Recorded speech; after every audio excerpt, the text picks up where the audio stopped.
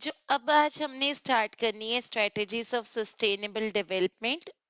Previously हमने कौन सी कर ली थी, दैट वाज हमने एलपीजी गोबर gas in the rural area वाली पढ़ी थी, use of the non conventional sources of energy वाली पढ़ी थी, CNG in the urban areas को हमने पढ़ा था, और wind power and solar power through the photovoltaic sales हमने 5 स्ट्रेटेजीज कर लिए। टोटल 10 है, 10, नो, टोटल 9 है, और इसमें से हमने 5 कल कर ली थी और आज हमने फर्दर 4 करनी है।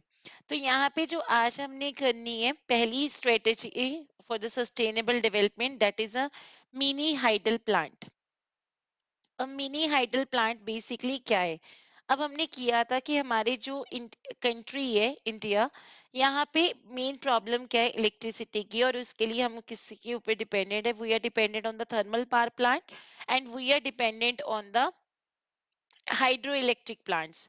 थर्मल पावर प्लांट की बात करते हैं तो उसके अंदर हम क्या करते हैं, कोल को यूज करते हैं, और हमने ये कल ही पढ़ा था कि कोल में बेसिकली जो ऐश प्रोड्यूस होती है, that is not good for the environment, ये एनवायरमेंट के अच्छे के लिए नहीं है। रीजन बिहाइंड दैट, अगर हमने इसे प्रॉपरली डिस्पोज ऑफ नहीं किया तो इससे काफी प्रॉब्लम्स क्रिएट होगी। अगर हमने इसे पानी में डंप कर दिया तो इससे हमारी जो वाटर बॉडीज है वो क्या हो जाएगी, पोल्यूट हो जाएगी। अगर मैंने इसे अर्थ के अंदर डंप किया तो ऑब्वियसली अर्थ की जो फर्टिलिटी है वो कम हो जाएगी। और अगर उसके बाद मैंने इसे एयर में मतलब कि ऐसे ही मतलब कि छोड़ दिया तो उससे क्या होगा कि मेरे जो ब्रीदिंग प्रॉब्लम है वहां पे वो क्रिएट हो जाएगी। तो इसलिए हम थर्मल पावर प्लांट की जो के ऊपर जो डिपेंडेंस है उसे कम करने की कोशिश करें। एंड जब बात कर रहे थे, हमने कल किया था हाइड्रो इलेक्ट्रिक प्लांट्स। तो हाइड्रो जो प्रोजेक्ट्स है जिसमें पानी से हम बिजली प्रोड्यूस करते हैं, ये नॉर्मली रिवर्स के नेचुरल फ्लो को क्या करती है, रोकती है। And that is a reason ये क्या करती है, प्रॉब्लम क्रिएट करती है। बट हमें अगर इलेक्ट्रिसिटी पे डिपेंड करना है, इलेक्ट्रिसिटी को यूज करना है, तो व्हाट इज अ वे कि हम मतलब कि कैसे हम इलेक्ट्रिसिटी की प्रॉब्लम ऐसे दूर कर सकते हैं कि ये सारे रिसोर्सेस भी बच जाए, हम कोयला भी इतना खत्म ना करें, हम नेचुरल फ्लो ऑफ वाटर को भी मतलब कि ना खराब करें। और इसके अलावा अगर हम बात करते हैं, हम विंड पावर पे गए थे। विंड पावर जहाँ पे speed of wind was high, वहां पे विंड पावर एक बेटर ऑप्शन है आपके पास। जहाँ पे सन की रेस, क्योंकि इंडिया एक ऐसी कंट्री है जहाँ पे अबंडेंस में सोलर रेज आपको मिलती है, सन रेज यहाँ पे बहुत है, आपको सर्दियों में भी सूरज चमकता हुआ दिखाई देता है। तो दैट इज अ रीजन आपको यहाँ पे सोलर पावर को भी आप यूज कर सकते हो फॉर द एनर्जी। एंड ये सीरियसली इंपॉर्टेंट क्वेश्चन है क्योंकि बोर्ड में सैंपल पेपर में भी आया था कि सोलर एनर्जी किस तरीके से मतलब कि सोलर पावर कैसे एनर्जी में कन्वर्ट की जाती है, by using the photovoltaic cell. तो यहाँ पे जब हम बात करते, यहाँ पे एल आना था, देन एआईसी, फोटोवोल्टिक सेल्स। तो जब हम बात करते हैं कि इसके अलावा क्या आपके पास ऑप्शन है, तो वन थिंग आप क्या कर सकते हो, हमें पता है, अगर मैं इंडिया के मैप की बात करूं, मुझे ड्रॉ प्रॉपर नहीं करना है तब भी, यहाँ पे जब आप नीचे वाले एरिया को देखते हो, ये आपके कोस्टल एरियाज है, मतलब कि यहाँ पे अरेबियन सी है, यहाँ पे बे ऑफ बंगाल है, यहाँ पे आपका इंडियन ओशियन है, यहाँ पे गुजरात की तरफ है। देन अगर हम ऊपर की बात करें तो वहां पे कौन सा आता है, आपके पास माउंटेन एरियाज आते हैं। And we all know that कि इन माउंटेन एरियाज में, लाइक जहाँ पे हर मतलब कि छोटे छोटे झरने ना आपको बहुत दिखेंगे ऑलमोस्ट एवरीवेयर, क्योंकि पानी मतलब कि जब बारिश आती है तो जहाँ पे इकट्ठा होता है, फिर ये नीचे जब पानी माउंटेन से गिरता है, तो ये जो झरने आपको नजर आते हैं ना, ये बहुत सारी ऐसी स्ट्रीम्स है जिनमें एनर्जी है। मतलब जब पानी ऊपर से नीचे गिरता है तो उसके अंदर लाइक एनर्जी है। तो ये ज्यादातर किस नेचर की है, पेरिनियल नेचर की है। मीन्स यहाँ पे ना इनके अंदर एनर्जी है, यानी बहुत तेज स्पीड से ही फ्लो करते हैं, ऊपर से नीचे गिरते हैं। तो इनमें काइनेटिक एनर्जी कुछ है इसके अंदर, जैसे हम कहते हैं ना कि हर चीज के जिस जो मूव करती है उसके अंदर एनर्जी है। अगर आप उस एनर्जी को यूटिलाइज कर लो और उसे कन्वर्ट कर दो इलेक्ट्रिसिटी में, तो काफी ज्यादा हमारी इलेक्ट्रिसिटी की प्रॉब्लम को दूर कर सकती है। तो ये जो माउंटेन एरियाज में छोटे छोटे झरने हैं जिसमें काइनेटिक एनर्जी है, तो हम उस एनर्जी को क्या कर सकते हैं, यूज कर सकते हैं। We can use the energy, हम उस एनर्जी को यूज कर सकते हैं किसके लिए, फॉर प्रोड्यूसिंग द इलेक्ट्रिसिटी। ताकि हम इलेक्ट्रिसिटी को क्या करें, प्रोड्यूस द इलेक्ट्रिसिटी, और उस इलेक्ट्रिसिटी को एटलीस्ट उस लोकल एरिया में क्या कर ले, यूज कर ले, for the local area. At least उस माउंटेन के एरिया को तो हम कवर कर ले। तो ये क्या करते हैं, मिनी हाइडल प्लांट्स जो होते हैं, छोटे छोटे प्लांट्स, क्योंकि झरने बहुत बड़े बड़े नहीं है, तो आप क्या कर सकते हो, मिनी हाइडल प्लांट्स को यूज कर सकते हो, जो इन झरनों से क्या करेंगे, जो काइनेटिक एनर्जी है उसे इलेक्ट्रिसिटी में लाइक हम कन्वर्ट कर सकते हैं। और इसमें ना लाइक आपको लैंड पैटर्न को चेंज करने की जरूरत नहीं है। ये बेसिकली जो झरना आ रहा है, पानी गिर रहा है, आपको उसके बीच में एक एडजस्ट करना है, और उससे वो इलेक्ट्रिसिटी को क्या करेंगे, एनर्जी को इलेक्ट्रिसिटी में कन्वर्ट करेंगे। एंड सबसे बड़ा बेनिफिट इसका क्या है, मिनी हाइडल प्लांट का, कि ये लोकल एरिया की नीड्स को क्या कर देते हैं, पूरा कर देते हैं। लोकल एरिया की नीड्स क्या हो जाती है, पूरी हो जाती है। तो ये इसके अंदर बहुत बड़ा एडवांटेज है कि आप अपने लोकल एरिया की नीड्स को क्या कर सकते हो, पूरा कर सकते हो। तो मिनी हाइडल प्लांट अभी हमने समझा, और अब इसको हम रीड करेंगे। तो क्या लिखा हुआ है, इन माउंटेनियस रीजन्स, यानी अगर हम माउंटेन एरियाज की बात करते हैं, आपको स्ट्रीम्स हर जगह मिल जाएंगी, लाइक झरने, रिवर्स आपको हर जगह मिल जाते हैं। और ये लार्ज जो इसका नेचर है, मतलब कि ऐसी बहुत सारी रिवर्स होगी जो एक स्पीड पे बहती है। जब वो एक स्पीड पे बहती है तो मतलब कि वो पेरिनियल नेचर की है, मतलब उनमें एक काइनेटिक एनर्जी है। तो मिनी हाइडल प्लांट्स क्या करते हैं, उन उस एनर्जी को यूज करते हैं टू मूव स्मॉल टरबाइंस, छोटी छोटी टरबाइंस को मूव करने के लिए उन्हें यूज करते हैं। एंड ये टरबाइन उस एनर्जी को क्या करती है, जब ये मूव करती है तो उस एनर्जी को ये इलेक्ट्रिसिटी में कन्वर्ट करती है, जिसे हम लोकल एरिया के डिमांड्स को पूरा करने में क्या कर सकते हैं, यूज कर सकते हैं। ये more and less environmental friendly हो सकता है, क्योंकि ज्यादातर लैंड का पैटर्न चेंज नहीं करते हैं, जहाँ पे ये लोकेटेड है वहां पे वो उसके हिसाब से एडजस्ट होते हैं। They generate the enough power to meet the local demand. ये बेसिकली उतनी पावर तो जनरेट कर देते हैं जिससे ये क्या कर सकते हैं, लोकल डिमांड को पूरा कर सकते हैं। एंड ये बेसिकली ना इनको मतलब कि ट्रांसमिशन टावर्स, केबल्स, इतना कुछ जरूरत नहीं है। ये नॉर्मली स्मॉल टरबाइन है, उसके साथ ही कनेक्टेड ना, ये अपने आसपास के लोकल एरिया को इलेक्ट्रिसिटी प्रोड्यूस करके देते हैं। एंड ट्रांसमिशन लॉसेस, यानी बेसिकली क्या होता है, जब हमारे यहाँ पे वायर्स को यूज किया जाता है ना बीच में ही, लाइक कई बार आपने देखा इलेक्ट्रिस वो पावर्स जो वायर्स होती है वो कट होती है, तो इलेक्ट्रिसिटी उसमें स्पार्कल करके निकलती रहती है, वो वेस्टेज ऑफ इलेक्ट्रिसिटी है। उसके अलावा हमारे इंडिया में क्या होता है कि लोग जो तार होती है ना उसके ऊपर कुंडिया डाल लेते हैं, लाइक चोरी कर लेते हैं बिजली की। तो that is a very wrong habit, but लोग करते हैं। तो उससे भी क्या होता है, ट्रांसमिशन लॉसेस, मतलब जब बिजली ट्रांसफर हो रही है बाय द वायर्स, तो केबल्स के थ्रू हो रही है, तो उसके बीच में से लोग क्या करते हैं, इलेक्ट्रिसिटी की चोरी कर लेते हैं। ये ट्रांसमिशन मतलब, और भी अगर बात करें कि कट लगे होते हैं तो उसमें से स्पार्कल कर करके जो इलेक्ट्रिसिटी हो जाती है वो क्या हो जाती है, वेस्ट हो जाती है। तो मिनी हाइडल प्लांट्स के साथ ऐसा कोई इशू नहीं है, ऐसा कोई प्रॉब्लम नहीं है। आप स्ट्रीम्स की जो काइनेटिक एनर्जी है उसे यूज कर सकते हो टू प्रोड्यूस द इलेक्ट्रिसिटी। जब मैं नेक्स्ट स्टेप टॉपिक की बात करती हूँ, टू प्रोड्यूस मतलब कि basically to have a sustainable development, आप क्या कर सकते हो। प्रॉब्लम क्या है कि अगर हम अपने एग्रीकल्चर सिस्टम की बात करें, पहले वाले जो पहले हमारा एग्रीकल्चर सिस्टम था ना, that was close to the nature, वो एनवायरनमेंट के बहुत क्लोज था। आप देखो जो भी प्रैक्टिसेस हम अडॉप्ट कर रहे थे उस टाइम पे, वो सारी की सारी क्या थी, एनवायरमेंटल फ्रेंडली थी। मीन्स एनवायरनमेंट के लाइक यूज में थी, और एनवायरनमेंट उसे क्या करता था प्रॉपरली, हम कोई भी एनवायरनमेंट को नुकसान नहीं उनसे पहुंचाते थे। फॉर एग्जाम्पल, अगर मैं उस टाइम पे बात करूं, हम गोबर गैस, गोबर को यूज करते थे, गैस बोल दिया, गोबर नहीं, जो काउ डंग होता था उसे फीड करते थे, उसे मिट्टी के अंदर डालते थे, और उससे काफी अच्छी क्रॉप्स कल्टीवेट होती थी। पर प्रॉब्लम क्या हुई कि हम ग्रीन रेवोल्यूशन पे आए, हम HYV सीड्स पे आए। प्रॉब्लम थी हमारी बढ़ती हुई पॉपुलेशन, एंड द मतलब कि जो डिपेंडेंस हमारा एग्रीकल्चर का ऑन द रेनफॉल था, that was a major reason behind the adoption of the green revolution. उस टाइम पे we were dependent upon the mercy of America. तो अमेरिका की मर्जी, अमेरिका की दया के ऊपर थे, दैट इज द रीजन वो जितना हम एक्सपोर्ट करते थे हमें उतना एक्सेप्ट करना पड़ता था, और हमारी पॉपुलेशन बहुत ज्यादा थी। तो उस टाइम पे लाइक जो डिसीजन इंदिरा गांधी से लिया गया था, that was the green revolution. अब ग्रीन रेवोल्यूशन में था क्या कि आपको HYV सीड्स यूज करने हैं। ये HYV सीड्स बहुत ही मिरेकल सीड्स है, बहुत जादुई सीड्स है, जो आपके लिए क्या करते हैं, क्रॉप की कल्टीवेशन बहुत ज्यादा लेवल की करते हैं। इसे हरी ग्रीन रेवोल्यूशन को ना हिंदी में हरी क्रांति, मतलब हर जगह हरियाली होगी, हर जगह ही खेत लहरा होंगे, हरे हरे खेत। तो ये बेसिकली इन सीड्स को क्या चाहिए था, regular supply of water, plus साथ ही साथ इन सीड्स को चाहिए थे फर्टिलाइजर्स, या फिर अगर हम बात करते हैं इन्हें पेस्टिसाइड्स चाहिए थे, इंसेक्टिसाइड्स चाहिए थे। और हुई क्या प्रॉब्लम, आप ना सत्यमेव जयते को अगर यूट्यूब पे सर्च करते हो और इसका ऐसा एक वो देखते हो कि सीरियल, उसके अंदर एक एपिसोड भी था जिसके अंदर ये ग्रीन रेवोल्यूशन, ये पेस्टिसाइड इंसेक्टिसाइड का क्या इफेक्ट पड़ा।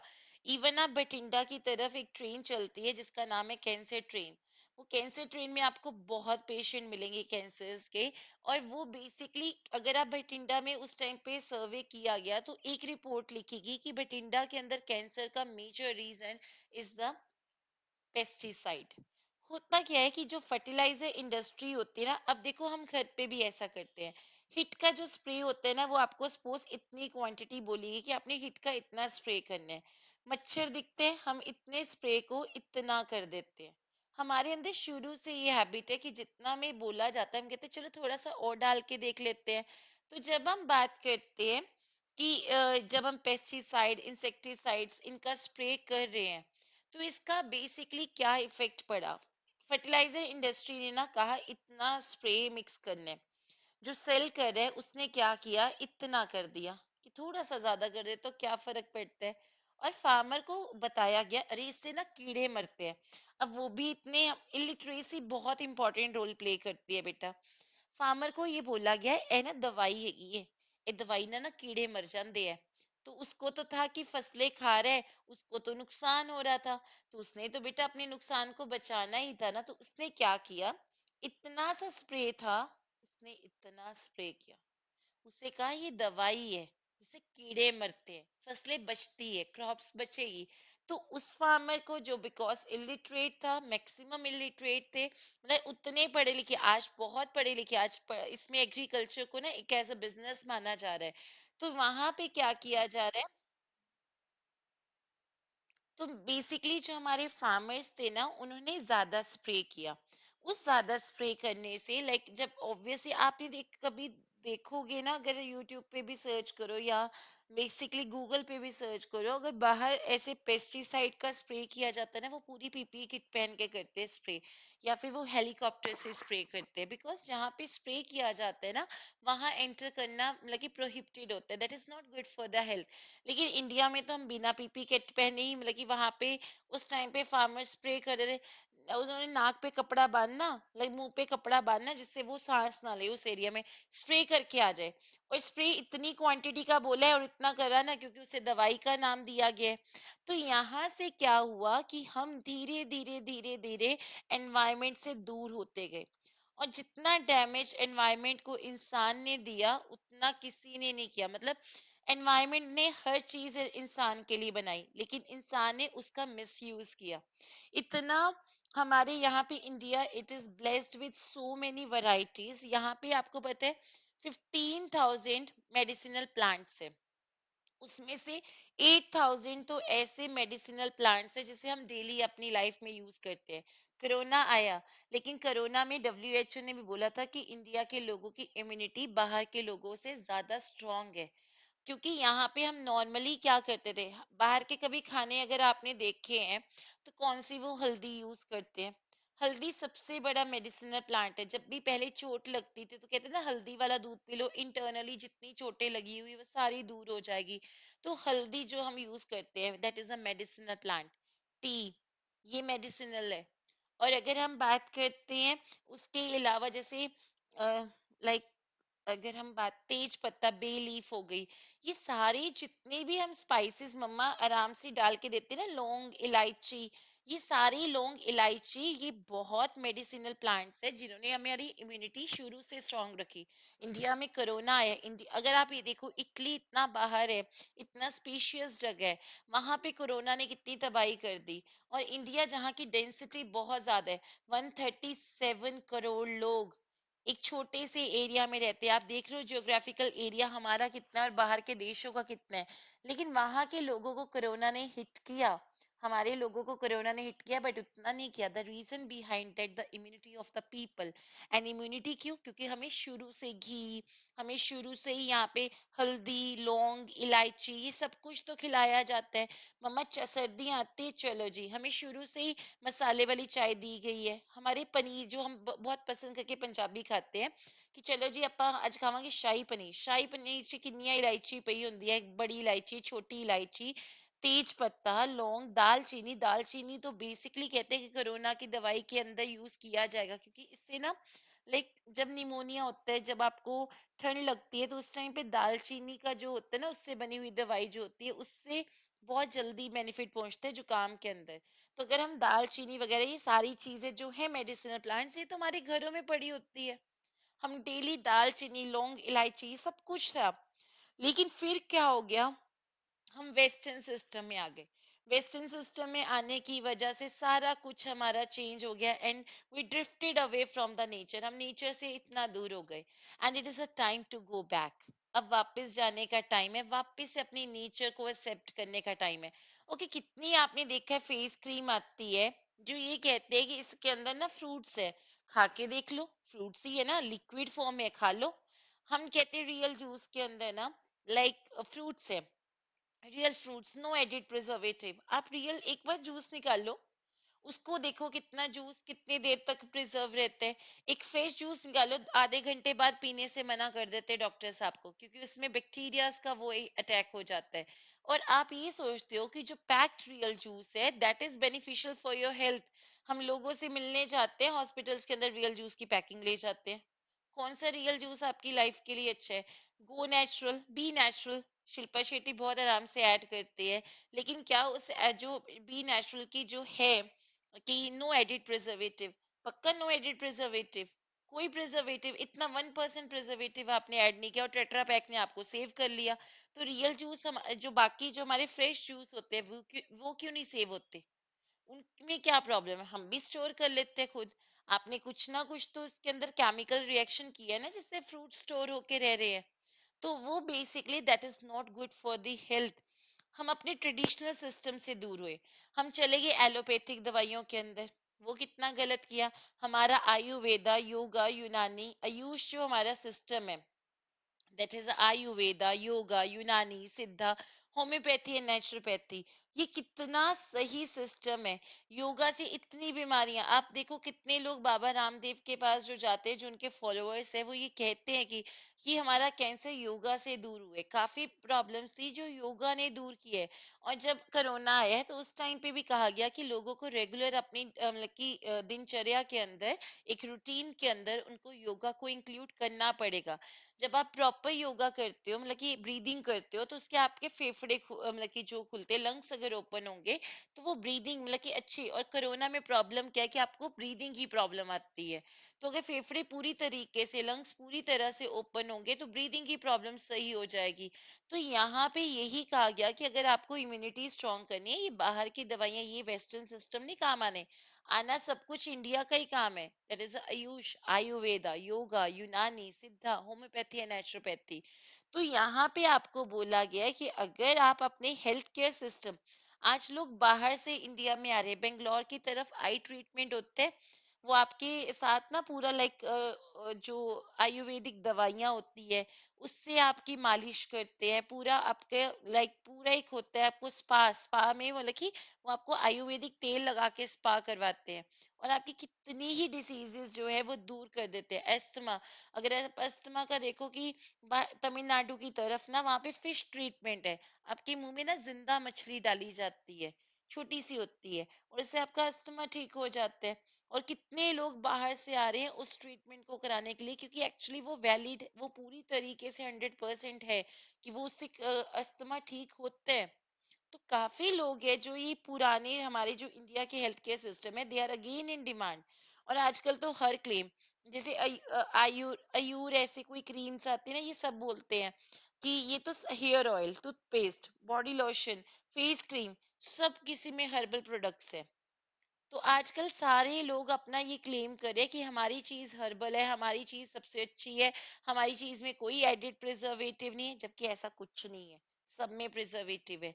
अगर फ्रूट क्रीम के अंदर फ्रूट है तो निकाल के खा लो। आपको कहते हैं कि पूरा 100% फ्रूट क्रीम है, आपका पूरा ऑरेंज क्रीम है, तो निकाल लो, खा के देख लो, ऑरेंज लिक्विड फॉर्म में तो है। एलोवेरा, पतंजलि की जेल आती है, अपना एलोवेरा निकाल के देखो, 2 दिन में काला हो जाएगा। और उनकी एलोवेरा की क्रीम खराब ही नहीं होती, क्योंकि वो तो मतलब कि 100% नेचुरल है ना। उनको तो है सब कुछ नेचुरल, हम ही बेचारे हैं जो एक्चुअल फ्रूट्स को तोड़ते हैं और वो खराब हो जाते हैं, लेकिन उनका नहीं होता खराब, पता नहीं कौन से खेत से लेके आते हैं वो फ्रूट्स ऐसे। Traditional knowledge and practice, another strategy of sustainable development. Traditionally Indian people have been close to the environment. हम पहले हर चीज ना environment, पहले ना डॉगी ने काट लिया, लाल मिर्ची लगा दो, सांप ने कट लिया, लाल मिर्ची लगा दो, ठीक है, मतलब चोट लगी है, हल्दी लगा दो, तो हल्दी वाला दूध पिला दो। पहले लोग जाते नहीं थे डॉक्टर्स के पास, वो कहते थे खुद ही घर पे ट्रीटमेंट हो जाता है, क्योंकि ये मेडिसिनल प्लांट्स तो शुरू से हमारे घर में है। And they have been more a component of the environment. हम लोग एनवायरनमेंट का एक पार्ट थे, हम उसके कंट्रोलर नहीं थे जो डिसाइड करते थे कितने ट्रीज लगाने हैं कितने नहीं। अब अगर हम पहले अपने एग्रीकल्चर सिस्टम को देखें, हम अपने हेल्थ केयर को देखें, हम अपने घरों के सिस्टम, पहले लोग ना घर बार बार नहीं बनवाते थे, एक बार घर बन गया ठीक है। लेकिन अब क्या करते हैं लोग, अरे ये तो पुराने फैशन का हो गया, नया चेंज कर देते हैं। आपको पता है जब आप ऐसी चीजें करते हो, डोर आपको रिक्वायरमेंट होती नहीं है, खराब हो जाए तो चेंज करो। अदरवाइज आप ये सारी लकड़ी बाहर फेंकते हो, सारा वेस्ट फेंकते हो, ये सारा वेस्ट आपने तो निकाल दिया, लेकिन ये अर्थ के ऊपर बर्डन क्रिएट हो गया, वो वेस्ट को एब्जॉर्ब कैसे करे। तो या तो आप घर बना रहे हो, प्लीज अपना पुराना मटेरियल किसी को बेच दो, तो ठीक है। लेकिन अगर आप ऐसी मतलब कि अर्थ के ऊपर, एनवायरमेंट के ऊपर, मतलब कि वेस्ट जाके डिस्पोज ऑफ कराओगे, आपने फेंका है सारा मतलब कि ऐसे ही सामान, तो उसका कोई यूज तो है नहीं, तो आपको प्रॉपर ढंग से डिस्पोज ऑफ करना चाहिए। We find all the practices have been environmental friendly। आपको उस टाइम की हर चीज environment के नजदीक environmental friendly नजर आएगी।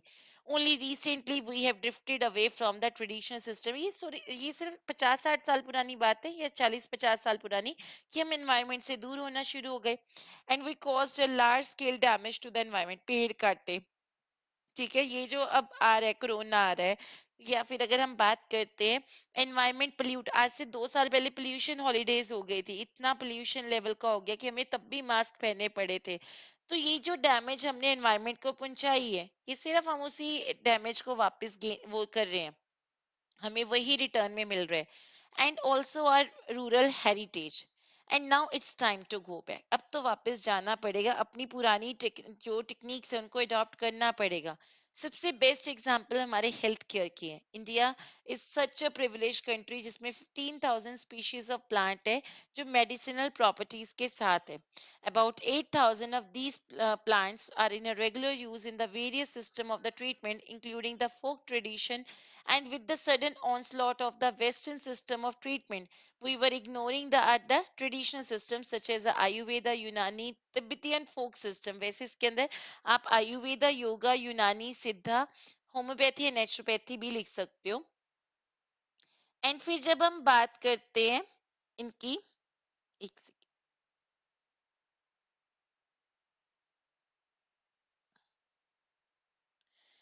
एंड आफ्टर दैट अगर हम बात करते हैं, ये हेल्थ केयर सिस्टम आज फिर दोबारा से वापस आ चुके हैं for treating the chronic health problems, जो बहुत सालों से आपका इलाज नहीं हो रहा है ना, please go to the ayurveda, yoga, Unani, ये करेंगे आपकी प्रॉब्लम्स को दूर।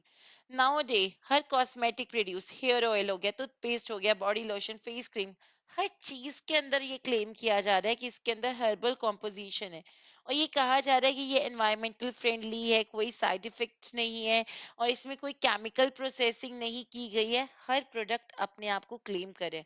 Now it depends upon you कि आप ट्रस्ट करते हो या नहीं करते हो। आई डोंट ट्रस्ट कि ये सच में ऐसा कह रहे हैं, बट वी आर डिपेंडेंट, क्योंकि हमें इनके ऊपर डिपेंडेंट भी हो चुके हैं, तो कहीं ना कहीं हम यूज करते हैं। बट अगर हम चाहे तो हम अपनी डिपेंडेंस इनसे क्या कर सकते हैं, हटा सकते हैं। जो अब हम बात करते हैं अपना next technique of the next strategy of the sustainable development, that is a bio composting. Okay, what is bio compost?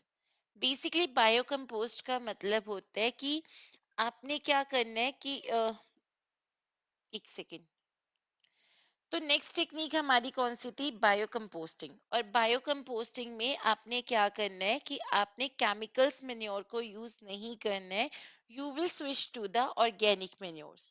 पहले क्या होता था, लोग ना काउ डंग को यूज करते थे, ठीक है, कैटल डंग्स को यूज करते थे। उसके अलावा वो ना लाइक जो पेड़ की पत्तियां होती है इससे वो प्रोड्यूस करते थे कि वो मेन्योर्स बनाएंगे, ऑर्गेनिक मेन्योर थी। बट जब हमारा उस टाइम पे पॉपुलेशन बहुत ज्यादा बढ़ रही थी and we are not able to meet their demand and we were dependent upon the mercy of America, जो हम ग्रीन रेवोल्यूशन में पढ़ चुके हैं, तो वहां पे उस टाइम पे हम शिफ्ट हो गए थे केमिकल फर्टिलाइजर्स पे। जब हम केमिकल फर्टिलाइजर्स पे शिफ्ट हो चुके थे तो उस टाइम पे हमारा फोकस था कि हमें अपनी एग्रीकल्चर प्रोडक्शन को बढ़ाना है, तो केमिकल फर्टिलाइजर्स पे हम डिपेंडेंट थे। तो यहाँ पे we were switch to the chemicals. तो इससे इफेक्ट हुआ हमारी हेल्थ पे, एडवर्स इफेक्ट। अब ये जो केमिकल फर्टिलाइजर है स्प्रे किया हमने सारा, बारिश आई, हवा में जो स्प्रे था वो बारिश से सारा ग्राउंड वाटर में चला गया, उससे हमारी वाटर बॉडीज पोल्यूट हुई, उससे हमारी एयर पोल्यूट हुई। तो यहाँ पे जब हम बात करते हैं वाटर बॉडीज पोल्यूट हुई, उसके अलावा हमारा खाना पोल्यूट हो गया। आपको पता है आप ना चेक करो नेट पे, आपको कई जगह दिखेगा, या ऐसे प्लेटर बना होगा तो यहाँ पे लिखा हो फूड ऑन प्लेटर और पॉइजन ऑन द प्लेटर। आप जो सेब खा रहे हो आपको लगता है ये तो बहुत अच्छा है, बचपन में सुना था an apple a day keeps the doctor away, but now a apple a day keeps the doctor not away, they keep the doctor close to you. क्योंकि आप जितना वो केमिकल वाला खाना खाओगे उतना आप बीमार जल्दी होगे, और उससे क्या होगा कि आप डॉक्टर्स के पास बार बार जाओगे। आज क्यों इतनी हेल्थ प्रॉब्लम्स है? क्योंकि हम केमिकल फूड खा रहे हैं। ऐसा फूड जो बेस, अगर हम ये सोचे कि हम एप्पल का छिलका पील कर लेंगे तो खा लेंगे, नो, वो अंदर से भी तो वैसा ही बना है ना, वो बना ही उसी चीज से है, तो उसके अंदर है ही केमिकल्स। इसीलिए तो लोग आजकल अपने घरों के अंदर मतलब कि या फिर किचन गार्डनिंग कर रहे हैं, बिकॉज दे बिलीव कि हमें ऑर्गेनिक खाना है। तो यहाँ पे बायो कंपोस्टिंग में क्या है, क्योंकि एडवर्स इफेक्ट पड़ा केमिकल्स का, now people are shifting to the organic manures। और सत्यमेव जयते के सीरियल में भी दिखाया गया था, एपिसोड के अंदर भी। और अगर मैंने किसी एक फार्मर से अपने स्कूल के सामने बात की थी तो उसने भी मुझे एक बार बताया था, मैंने उनसे पूछा कि अंकल तुसी ना इन्ना केमिकल पांदे हो, ਤੁਹਾਨੂੰ ਏਦਾਂ ਨਹੀਂ ਲੱਗਦਾ ਸਪਰੇ ਕਰਨ ਦਾ ਕਿ ਤੁਹਾਡੀ ਵੀ ਹੈਲਥ ਤੇ ਅਸਰ ਪੈਂਦਾ? ਕਹਿੰਦੇ ਨਹੀਂ ਨਹੀਂ ਜੀ, ਆਪਾਂ ਤਾਂ ਜਿਹੜਾ ਵੇਚਣ ਵਾਲੀ ਹੁੰਦੀ ਹੈ ਨਾ ਉਹਨਾਂ ਨੂੰ ਇੱਥੇ ਸਪਰੇ ਕਰਦੇ ਆ, ਤੇ ਜਿਹੜੀ ਖੁਦ ਦੀ ਹੁੰਦੀ ਹੈ ਨਾ ਖੇਤੀ ਉਹ ਤਾਂ ਆਪਾਂ ਅਲੱਗ ਗਰੋ ਕਰਦੇ ਆ, ਉਹਦੇ ਤੇ ਨਹੀਂ ਆਪਾਂ ਸਪਰੇ ਪਾਉਂਦੇ। because they also knew that कि ਉੱਥੇ chemical spray ਹੋ ਰਿਹਾ ਤੇ ਉਹ ਸਿਹਤ ਲਈ ਸਹੀ ਨਹੀਂ ਹੈਗਾ, that is not good for the health of the person। and that is a reason जो health issues है उन्हें अगर आप ठीक करना चाहते हो तो आपको organic manures को यूज करना पड़ेगा। पता है पहले क्या होता था? पहले जब when when I was kid ना, तो मुझे क्या लगता था, खेतां ते ना ਜਿਹੜੇ ਕੀੜੇ ਹੁੰਦੇ ਨਾ ਫਸਲ ਖਾ ਜਾਂਦੇ ਆ, ਅੱਛੇ ਨਹੀਂ ਹੁੰਦੇ, ਪਤਾ ਨਹੀਂ ਖੇਤ ਤੇ ਕੀੜੇ ਕਿਉਂ ਰੱਖਦੇ, ਵਾਈ ਦੇ ਕੀਪ ਦਾ ਮਤਲਬ ਕਿ ਵਰਮਸ ਕਿੰਨੇ ਕੀੜੇ ਕਿਉਂ ਮਿਲਦੇ ਉੱਥੇ ਖੇਤਾਂ ਦੇ ਉੱਤੇ। बट देन आई रियलाइज्ड बड़े होके कि अच्छा ये रीजन है जिसकी वजह से खेतों के ऊपर कीड़े रखे जाते हैं। अर्थ मतलब कि देखो, एक प्लांट ने अपनी रूट्स बनानी है, और वो रूट्स तभी बना पाएगा अगर उस अर्थ के अंदर उसे स्पेस मिलेगी। अगर अर्थ ऐसी बंजर है, मतलब ऐसी ही रखी हुई है जिसके अंदर स्पेस भी नहीं दिख रही, तो कैसे एक प्लांट अपनी रूट्स को डेवलप कर पाएगा? इसीलिए जब आपका माली आता है ना, वो आपको कहते हैं कि फ्लावर्स, वो जो गमला है ना उसके अंदर वो करो आप, लाइक वो उस खुरपे के साथ वो करते हैं ना, सो दैट उस जो मिट्टी है वो हिले, और जो जड़ें हैं उसको स्पेस मिलनी शुरू हो जाए। इसलिए वो कहते हैं हर हफ्ते में एक बार हिला देना चाहिए। या फिर जब मैं बात करती हूँ, जो ये फार्मर्स होते हैं ये करते हैं, एक बार जब खेती करनी होती है ट्रैक्टर्स चलाते हैं तो सारी वो एक बार सारी जमीन को वो करते हैं, लाइक। लेकिन जो अर्थ वॉर्म होते हैं ना, जो कीड़े होते हैं, ये कीड़े यहाँ पे मूव करते रहेंगे बार बार बार बार बार बार। और जब ये मूव करेंगे ना उसके अंदर, अर्थ के अंदर ये कीड़े, तो ये इसके अंदर स्पेस बनाएंगे। तो जब ये स्पेस बनाएंगे तो उससे क्या होगा, उस जो जड़ें हैं वो बेसिकली रूट्स जो है प्लांट्स की वो अंदर तक जाएंगी, वो बढ़ेंगी। और जितनी जड़, जितनी रूट्स ज्यादा स्ट्रांग होगी उतना ही वो प्लांट क्या करेगा, ग्रो करेगा।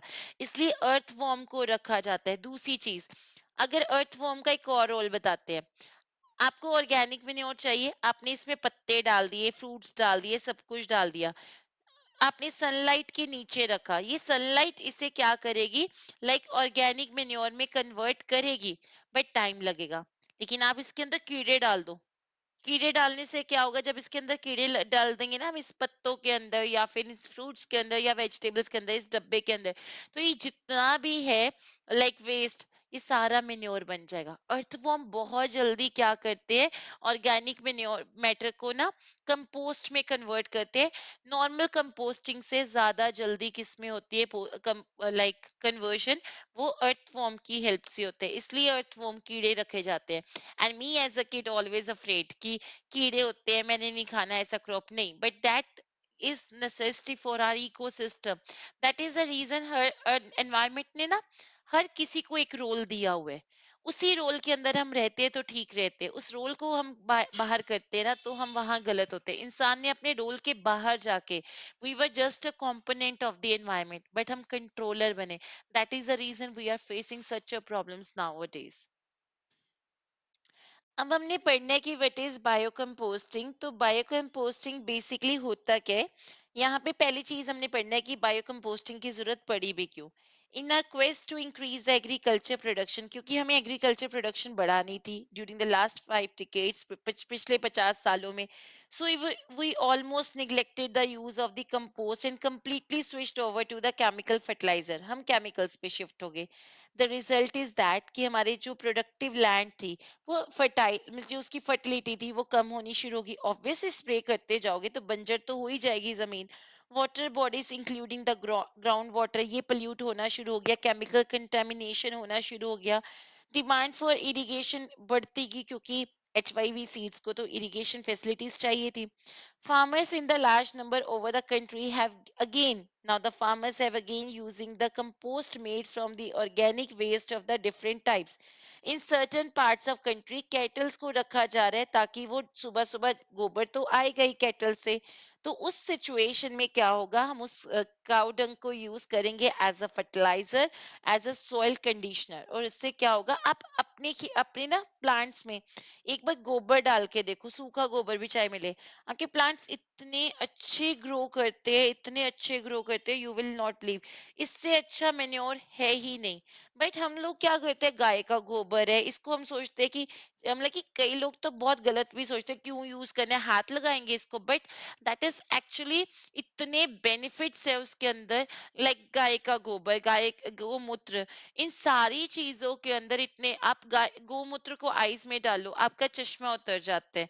तो बहुत बेनिफिट्स है, बट अवेयरनेस नहीं है, क्योंकि हम ना ऐसे सोचते हैं, अरे गोबर को हाथ लगाएंगे स्टैंडर्ड नीचे हो जाएगा, क्यों स्टैंडर्ड नीचे हो जाएगा, गौ हमारी माता है। तो basically that is not a wrong thing, but हमारे अंदर ना हम वेस्टर्न कल्चर की तरफ पहले वाले, उनको हम पिंडू लोग कहते थे, कैसे लोग हैं गोबर को हाथ लगा देते हैं। ऑल्दो आज की हमारी जनरेशन इतना नहीं कर पाती, बट हमने कुछ ज्यादा ही ना अपने आप को हाई प्रोफाइल स्टैंडर्ड्स में रख ली है। लेकिन हम अपनी इन सारी चीजों को करते करते ना, जो नेचर के क्लोज थे हम, वो हम दूर होते गए, क्योंकि हमें वेस्टर्न कल्चर पसंद आ गया।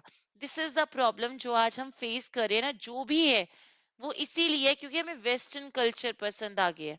और अगर हम अपने ट्रेडिशनल सिस्टम, इंडिया के सिस्टम में वापस चले जाए, तो हमारी काफी प्रॉब्लम्स दूर हो जाएंगी। Earthworms, they can convert the organic matter into compost faster than the normal composting process. And this process is now being widely used. And indirectly अगर बात करें, civic authorities को भी इनका फायदा हुआ है, because उनको उनका वेस्ट कम हो गया। ये वेस्ट जो बेसिकली वो फेंकते थे, आजकल कितने ही आप यूट्यूब पे सर्च करो, वो आपको बताएंगे कि सब्जियों के छिलके मत फेंको कूड़े में, आप इसे स्टोर करके एक बाल्टी में बंद करके ढक के रख लो। 1 महीना वो सड़ते जाएंगे, धूप में रखो वो सड़ते जाएंगे, वो ब्लैक से हो जाएंगे, उसके अंदर कुछ आपको पानी डाल के कुछ ऐसा करना है, वो पानी सड़ता जाएगा। फिर आप उसको प्लांट्स में डालो, आपके प्लांट्स बहुत ग्रो करेंगे। मैंने यूट्यूब पे एक सर्च किया था, एक आंटी बता रहे थे ऐसे कि ऐसा करना चाहिए। तो अब उसको ऐसे काफी लोग फॉलो अगर करेंगे, तो वो कूड़े में नहीं जाएगा। तो सिविक अथॉरिटीज को भी फायदा हुआ, म्यूनिसिपल कॉर्पोरेशन को फायदा होगा, कि वेस्ट की क्वांटिटीज कम हो गई। Last strategy for the sustainable development is a biopest control. अब ये वाली भी ना पहले आपने सुना होगा कि खेतों पे सांप होते हैं। तो वो सांप ऐसे नहीं होता कि खेतों पे सांप आ जाते, खेतों पे पहले सांप पाले जाते थे, ये मेरी गलत फहमी थी कि खेतों के अंदर जो सांप होते हैं पता नहीं क्यों आ जाते, कितना रिस्क है। लोग सांपों को पालते थे खेतों पे, बिकॉज सांप क्या करता है, चूहा खा जाता है। और चूहे क्या करते थे, मतलब कि जो हमारी फसल थे उसको खा जाते थे, जो रूट्स वाली जो क्रॉप्स होते हैं जैसे गाजर मूली, ये सारे जमीन के अंदर लगते हैं। तो जब फार्मर इनको ऐसे तोड़ता था ना, मतलब कि निकालता था बाहर, तो उसके अंदर से ना मतलब पता लगता था कि नीचे से चूहा खा गया फसल को। तो अब चूहे फसल को खा जाएंगे ये तो, और अगर सपोज करो चूहे ने टच भी कर लिया, ये तो आपकी हेल्थ के लिए बिल्कुल भी अच्छा नहीं है। इसलिए सांप पाले जाते थे कि सांप चूहों को खा जाते थे। तो ये प्रॉब्लम क्या करते हैं, वो दूर करते हैं। और उसके अलावा मतलब कि आप केमिकल का स्प्रे करते हो कि कीड़ा ना लगे, तो आप नीम का स्प्रे कर दो। जब नीम का स्प्रे होगा तो उससे क्या होगा, खेती मतलब कि उससे कीड़ा नहीं लगेगा। तो अगर कीड़ा लगता है, आप कभी कीड़े वाला कोई चीज खाओगे, कभी नहीं कोई खाता कीड़े वाली चीज। तो कीड़े से बचना है अगर आपको, तो आपको नीम का स्प्रे कर देना चाहिए। तो ये बहुत सारी ट्रिक्स है जो बायो मतलब कि ऑर्गेनिक है, नेचर के क्लोज है, तो आपको इतना इशू कर मतलब कि प्रॉब्लम नहीं होगा, केमिकल्स नहीं होंगे। तो biopest control is a better way कि आप अपने केमिकल से दूर हो सकते हो। एंड इवन एक और भी था सच, पीकॉक्स। पीकॉक्स को भी ना खेतों पे आप देखोगे ना, आपको विलेजेस में ना काफी खेतों पे ना मोर मिलेंगे, सुबह जाओगे ना तो बहुत मोर, क्योंकि जब मैं अपनी स्कूल साइड जाती थी ना, तो मेरे स्कूल के बिल्कुल सामने खेत थे। तो खेतों अगर मैं कभी अर्ली मॉर्निंग पहुंच जाऊं तो इतना सुंदर नजारा, सारे के सारे मोर होते थे। और इस टाइम पे मैं सोचती थी कि मोर क्यों होते हैं, और बाद में पता चला कि मोर तो खेतों पे इसलिए होते हैं ताकि वो सारे जो छोटे छोटे कीड़े होते हैं ना, जिसको फार्मर्स नहीं निकाल सकते या कोई नहीं खा सकता, ये मोर अपनी छोटी छोटी इन कीड़ों को सबको खा जाता है। और उससे क्या होता है, हमें पेस्ट फ्री क्रॉप्स मिलनी शुरू हो जाती है। तो इसलिए फार्मर्स खेतों पे मोर और मोरनियों को, पीकॉक एंड पी हेन्स को क्या करते हैं, पालते हैं। किसी को strategy. And the last strategy is the biopest control. With the advent of the green revolution, सारी कंट्री कैसे लाइक एटमॉस्फेयर में कन्वर्ट होगी, कैसे टाइम जोन में हम चले गए जहाँ पे हम केमिकल्स पेस्टिसाइड्स को यूज करते हैं फॉर द हायर यील्ड, मतलब ज्यादा प्रोडक्टिविटी के लिए। एंड सून हमें एडवर्स इफेक्ट शो होने शुरू हो गए, भटिंडा के कैंसर केसेस या फिर ब्रीदिंग प्रॉब्लम, अस्थमा की प्रॉब्लम, ये सारे ही बाद में पाए गए कि इसका रीजन फाउंड किया गया, that was the use of the pesticide and insecticides in the India. And the adverse effect impact began to show, the food products हमारे contaminated हुए, soil हमारी खराब होगी, water bodies, ground water सब कुछ pollute हो गया। Even the milk, meat and the fishes वो भी contaminated, क्योंकि fish पानी के अंदर, पानी प्रदूषित, पानी polluted, तो हमारी fish भी polluted। मीट, क्योंकि जो आप बनाओगे बेटा वो सारे उन्होंने खेतों के अंदर कुछ भी खाना है, तो वो सारी चीजें पोल्यूट होनी शुरू हो जाएगी, और स्प्रे हुआ उससे इफेक्ट क्रिएट होना शुरू हो गया। To meet this challenge efforts लिए गए कि हम better methods of pest control लेके आएंगे। And one such step is the based on the plant product, और उसमें नीम ट्रीज को यूज किया गया।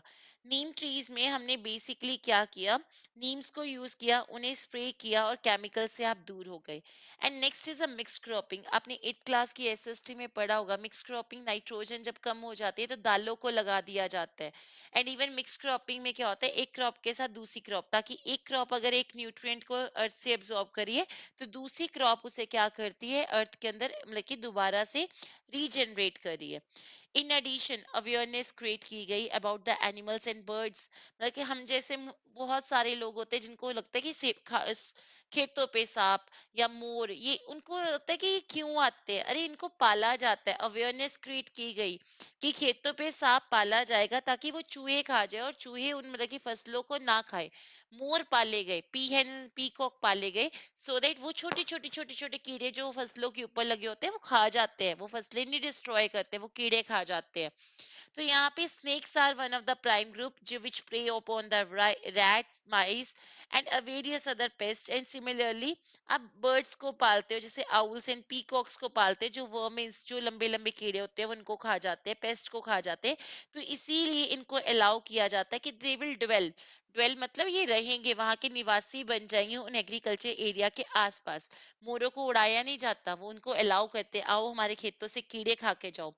And they clear the large variety of the paste including the insect lizards. वो जो कोड़कीले से होते हैं जो खेतों में पाले जाते हैं, इनको वो भी बहुत इंपॉर्टेंट है। तो we need to know their value, हमें पता होना चाहिए कि सांप केचुए इन सब की क्या वैल्यू है और मतलब कि एग्रीकल्चर के अंदर, और हमें उन्हें सेव करना चाहिए ताकि ये हमारी क्रॉप्स को खराब होने से क्या करे, बचा ले।